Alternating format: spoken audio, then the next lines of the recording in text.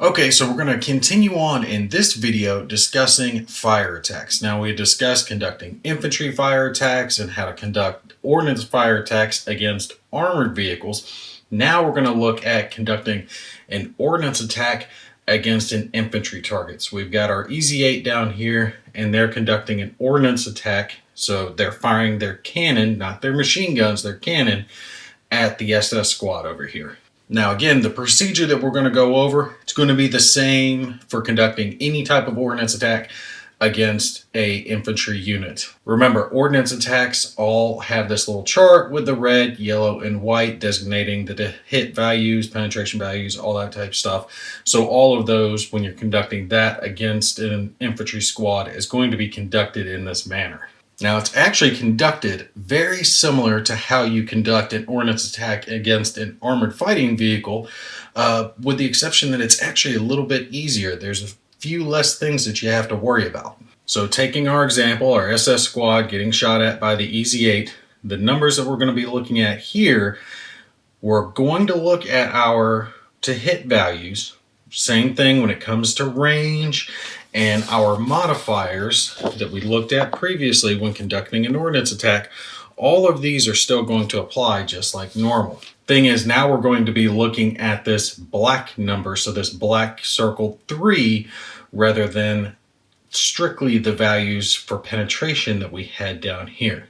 So to determine whether or not we hit, we're still going to do that 2d6 with any applicable modifiers to check if we hit, determined upon range. Here we need a 9 or under. So if we do our 2d6 check, we see on these two cards we've got a 7. So this means that we have hit our target. Okay, so once we've hit our target, to determine whether or not we do the damage, we're going to do a d6 check for each, and we're going to simply add that HE value for the ordnance weapon, which in this case is a 3. And for the infantry, they're not having anything added. So we do a damage check for our EZ-8, and then we do a damage check for our infantry squad. Now we add this number to our damage check, and we don't add anything to this number. This means we got a 6 here and a 5 here. This does beat the defender's score, so that means there is a damage check done to the squad to see whether or not they are going to take full-on damage or not. Now, the way this works is you subtract this number from this number and then add that to the damage check that is done now, another d6 check, and you compare it to the morale value. So the morale value here is a 6. We had a 6 and a 5. 6 minus 5 gives us 1. So if we do a d6 check, we have to add 1 to it and beat a 6. So in this case, let's do a d6 check. Hey, they got lucky. They got a 6, which means this SS squad is damaged by that attack. Now remember, if this damage check was equal to or under their morale value, it would be no effect. There would be no damage. And just like before when we were talking about damage to infantry squads, it works the same way as far as this check is concerned. So if it's a full squad, they're not damaged, they're in good order. First thing that's going to happen to them is they're going to become shaken. If they're already shaken, they'll be reduced to a half squad. If they're half squad and shaken, then they're going to be eliminated.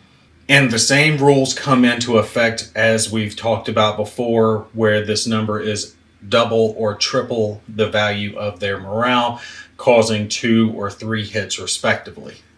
All right, so just to walk it over one last time, since we are going over a lot of concepts here, a ordnance attack against an infantry target, you're going to look at your ordnance chart here, figure out your range, any modifiers, do a 2d6 check to see if you are equal to or under that number required to hit the target.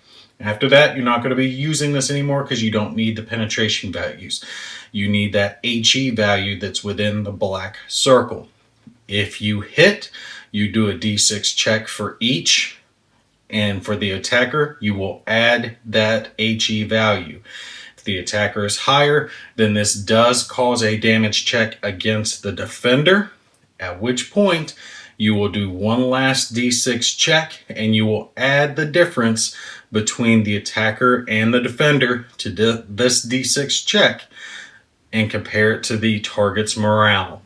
And that will determine if the target takes damage and how much damage the target's going to take.